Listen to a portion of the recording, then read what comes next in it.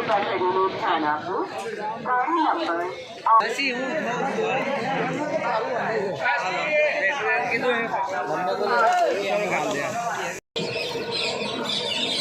अभी देश जिस माहौल पे चल रहा है और जिस महंगाई और बेरोजगारी की कतार पर है, तो परिवर्तन होना बहुत ज़रूरी है।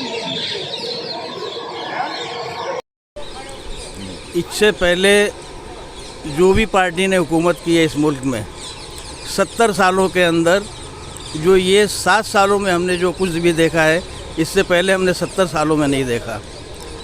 ऐसे देश के प्रधानमंत्री जो सिर्फ दुनिया घूम रहे हैं, मुल्क की नहीं पड़ी है, सब कुछ उन्होंने बेच दिया। रेलवे बेच दिया, एयरपोर्ट बेच दिया, बड़ी बड़ी कंपनियां बेच दी। जितनी बैंक के जो उरूज पे थी, पावर पे थी, उनका भंडोर ले लिया, LIC का भंडोर ले लिया। ये सारा पैसा कहाँ गया ये सब, और देश को खड्डे में उतार के रख दिया। आज आदमी रोटी के लिए मोहताज है। आज आदमी के पास नौकरी नहीं है, सब पब्लिक सेक्टर कर दिया, प्राइवेट कॉन्ट्रैक्ट कर दिया, सब कुछ। कहाँ जाएगा? अगर कुछ दिन अगर इसी तरह हुकूमत चली तो ये देश जो है ना बिल्कुल गुलामी के दलदल के अंदर जकड़ जाएगा, और फिर से जो वही बात होगी। परिवर्तन होना बहुत ज़रूरी है, और परिवर्तन से ही देश की तरक्की होगी, और जो पब्लिक है, जो पीपल्स है, उनकी सहूलतें पूरी होगी। गैस की सब्सिडी है, उन्होंने घुमा फिरा के बैंक में आएगा, यूँ होगा करके, ये तो हमने पहले ही सोच लिया था कि ये बंद होने वाला है, बंद कर दिया। APL के कार्ड होल्डरों को अनाज नहीं मिलता है, उनको बंद कर दिया। क्या हुकूमत के पास नहीं है? वही मुल्क है, वही देश है, वही खेती बाड़ी है, वही उत्पादन हो रहा है, लेकिन महंगाई आसमान छू रही है। महंगाई है, और मोदी के बारे में तो बड़ा हादसा हुआ, कोई बोलता नहीं है, कोई जवाबदारी लेने के लिए तैयार नहीं है, तो क्या होगा? ऐसे प्रधानमंत्री 27 साल में गुजरात के लिए क्या विकास करा? कुछ भी विकास नहीं किया, और आज बोलते हैं कि हमने विकास करा, दुनिया में ढिंडोरा पीटते हैं।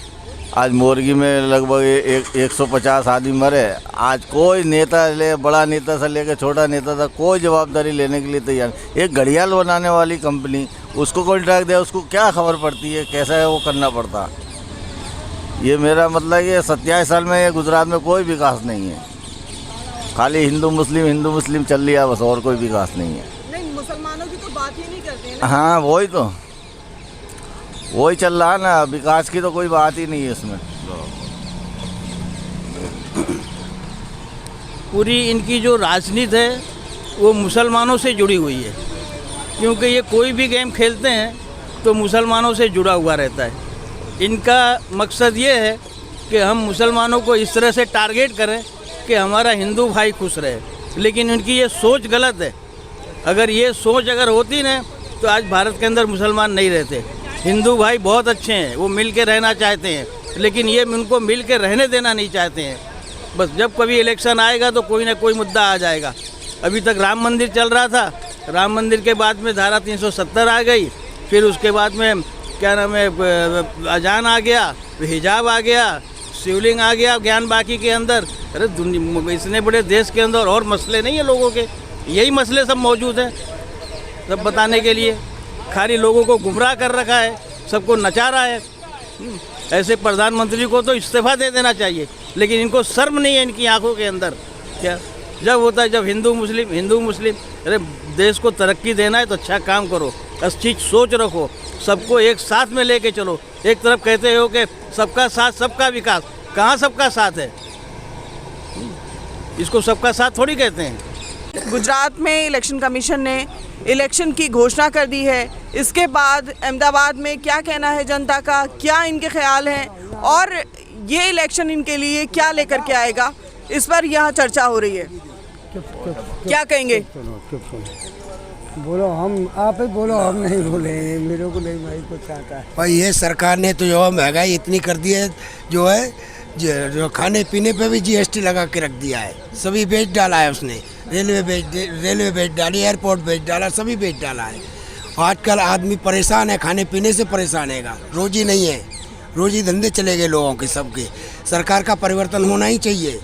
हर सिलेंडर जो कांग्रेस के टाइम में 450 रुपये मिलता था, वो आज 1100 रुपये कर दिया इन्होंने। आज गरीब आदमी कहाँ जाएगा? मेरे पोते स्कूल जाते हैं, उनकी फीस भरना भारी पड़ रहा है अभी तो हमको। क्योंकि फीस ही भरना भारी पड़ता है उनका बच्चों का। तो अभी जो पोते मेरे स्कूल जाते हैं, अभी कैसे पढ़ाएंगे उनको, कैसे खाने पीने का पूरा करेंगे? रोजी नहीं है, धंधा नहीं है, सब बैठ के रख दिया आएगा। अभी मोदी जी आए थे, सब दुकानें उकानें सब तोड़वा डाला है यहाँ, सब पूरा साफ कर दिया है यहाँ। जो है सरकार का परिवर्तन होना ही चाहिए इसमें, जो और सिवाय हिंदू मुस्लिम के और कुछ नहीं किया इस सरकार ने। तो जहाँ काम धंधों की हालत खस्ता है, तो यहाँ पर खासा नाराज़गी भी है। ये लोग चाहते हैं कि परिवर्तन तो हो, लेकिन परिवर्तन की दिशा कौन निर्धारित करेगा? क्या एक बार फिर जो जिस दर्द को ये लोग झेलते आ रहे हैं उस तरफ सरकार ध्यान देगी? क्या इस बार का इलेक्शन इनके काम धंधों के साथ में इनकी सोई किस्मत को जगाएगा? यहाँ और मौजूद लोगों से बातचीत कर रहे हैं और आपके साथ फिर ये बांटने का प्रयास करेंगे कि गुजरात में, अहमदाबाद में जनता का क्या ख्याल है जब निर्वाचन आयोग ने इलेक्शन की घोषणा कर दी है। क्या ये इलेक्शन जनता के लिए उनकी खुशियाँ लेकर के आएगा? क्या कहेंगे अंकल आप? सबसे पहले तो मैं आपका शुक्रगुजार हूँ कि आपने हम तक आके लोगों तक ये बातें पहुँचाने का ज़हमत गवारा किया। सबसे पहली बात तो ये है कि माली खुद पैमाली करे तो बाग की रखवाली कौन करे? बाग माँ खुद चोर हो तो पहरेदारी कौन करे? आज गुजरात की हालत ये हो चुकी है कि आपको अगर मनों से शराब चाहिए, टनों से शराब चाहिए तो आपको मिल जाएगी। ये लोगों के राज के अंदर खुलेआम शराब बिक रही है, खुलेआम दुर्घटना बन रही है। उन रात देखो, मरने वाले तो मर गए बेचारे। अभी हाल में ही मोरबी के अंदर जो दुर्घटना हुई है, इसका असर तो इस सरकार को भोगना पड़ेगा और इस सरकार को जिम्मेदारी लेनी पड़ेगी। और इस सरकार के अंदर जो लोग भी हैं इस बांधकाम के अंदर, उनको कुछ ना कुछ तो नहीं तो ज़्यादा में ज़्यादा इनको जितनी भी हो सके, ये लोगों ने मानव हत्या करी है और मानव हत्या का केस इनके ऊपर दाखिल हो, ये मेरी गुजारिश है। आज कई सौ लोग घर से बेघर हो गए हैं, बच्चे यतीम हो गए हैं, किसी का घर उजड़ गया है, किसी की माँ बहन उजड़ गई है। ये सब का दोषी कौन है? क्या मोदी सरकार है या मोदी सरकार के इंसान हैं? मैं तो यही कहूँगा कि जो लोग दोषी हैं उनको ज़्यादा में ज़्यादा सज़ा दें और यही लोगों को शांति मिलेगी, उनकी आत्माओं को शांति मिलेगी। और जो भी मरे हैं, मैं खुद उनको सही दिल से श्रद्धांजलि देता हूँ कि अल्लाह उनकी कब्र से, शमशान से मग़फ़िरत फरमा दे और उनको जन्नत का आला से आला मुकाम अता फरमाए। शुक्रिया। जहाँ गुजरात में बहुत सारे ऐसे मुद्दे हैं जिस पर नज़र दौड़ाएं, या इससे पहले उन मुद्दों पर बात हुई है या नहीं हुई है, इस पर भी सवाल खड़े होते हैं। आखिर ये बड़ी आबादी जो व्यापार से जुड़ी है, जो धर्म के आधार पर कहीं ना कहीं नज़रअंदाज कर दी गई है, तो ये लोग क्या सोच रहे हैं, इस पर भी इनकी राय जान लेते हैं। आपको क्या लग रहा है, मुसलमानों के मुद्दे हैं क्या? आखिर जो मुस्लिम वर्ग है वो इतना अलग थलग क्यों? बड़ा मुद्दा ये है कि मुसलमानों की जो उर्दू ज़बान है उसको ही लोग ख़त्म करना चाहते हैं। आज अहमदाबाद के अंदर आप जाके देखो तो अहमदाबाद गुजराती में लिखते हैं, इंग्लिश में अहमद आबादी लिखेंगे और उर्दू के अंदर भी अहमदाबाद लिखते हैं। आज ये लोगों ने बिल्कुल ऐसी तंजीम फैला रखी है कि मुसलमानों को कैसे ख़त्म किया जाए, क्योंकि मुसलमान इस देश के बाशिंदे हैं। हमने खून दिया है इस वतन के अंदर, हमारे पुरखों ने खून दिया है, आज़ादी के अंदर हमारा हिस्सा है और हम लड़ेंगे, हमारे देश के लिए लड़ेंगे। अगर इस देश के अंदर कोई आफत आएगी तो सबसे पहले मुसलमान ही आगे होगा। और मोदी जी से मैं आप यही प्रार्थना करता हूँ कि आप भी तो शादीशुदा हैं, आपकी भी बीवी है, क्या आपने कभी बीवी का जिक्र किया है? नहीं किया है। आपकी भी माँ है, हमारी भी माँ है, आप अपनी माँ से भी मुलाकात करते हैं। और आप हैं, एक चीज़ सच है कि आपकी उम्र का ये करीब, और आप एक जिद्दी आदमी हैं, आप जो ठानते हैं उसको करते हैं। तो मेरी भी एक गुजारिश है, आप मुख्यमंत्री नहीं बड़ा प्रधान देश के हैं, बहुत अच्छी बात है और मैं आपको बधाई देता हूं कि आप हमेशा बड़ा प्रधान बने रहें। बाकी इस गुजरात के अंदर जो हो रहा है उसके बारे में अगर आप सही दिल से, सच्चे दिल से लोगों पे एक्शन लेंगे, जो गुनहगार हैं, जिन्होंने मोरबी के अंदर दुर्घटना के अंदर हिस्सा लिया है, तो मैं आपको समझूंगा कि सही आप देश के वफादार और नेक बड़ा प्रधान हैं।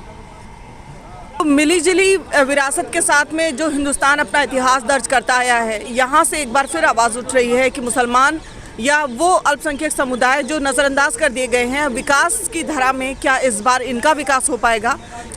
सुप्रीम कोर्ट के उस आदेश के बाद में जिसमें बिल्किस बानो के अपराधियों को उनके अपराध से मुक्त कर दिया गया, क्या इस तरह के मामले एक बार फिर यहाँ के चुनाव पर असर डालेंगे? ये हम साथ मिल करके देखेंगे। फिलहाल यहाँ और लोगों का क्या कहना है ये जान लेते हैं।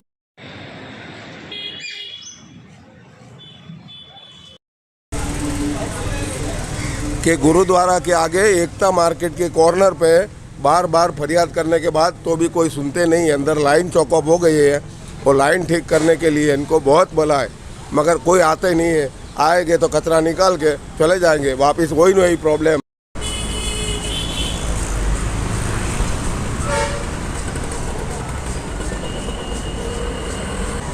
भगवती नगर। पाली कोई पसंद नहीं, फुल ही पसंद है। अरे पार्टी भाजपा को कांग्रेस। वोट देते हो? वोट मोदी। वोट देते हो? वोट किसको दोगे वोट? मोदी को।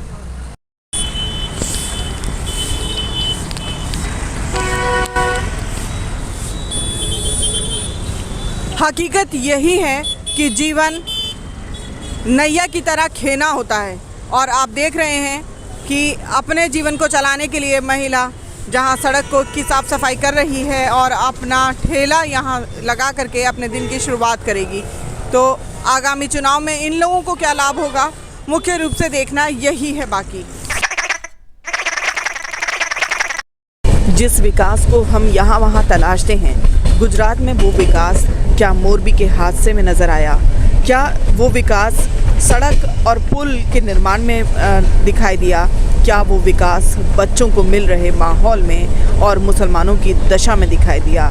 दलित हिंदू आज जिस हालत में जीने को मोहताज हैं, वो तस्वीर भी आपके सामने थी। ये दौड़ते भागते रोड, सड़कें और जिस तरह निर्माण कार्य जारी है, लगातार विकास के पीछे हम दौड़ रहे हैं बिना ये सोचे कि आने वाला कल हमारा क्या होगा। एक नई तस्वीर लेकर फिर हाजिर होंगी मैं, अस्मा खान, आप सभी के सामने। फ़िलहाल दीजिए इजाज़त। धन्यवाद।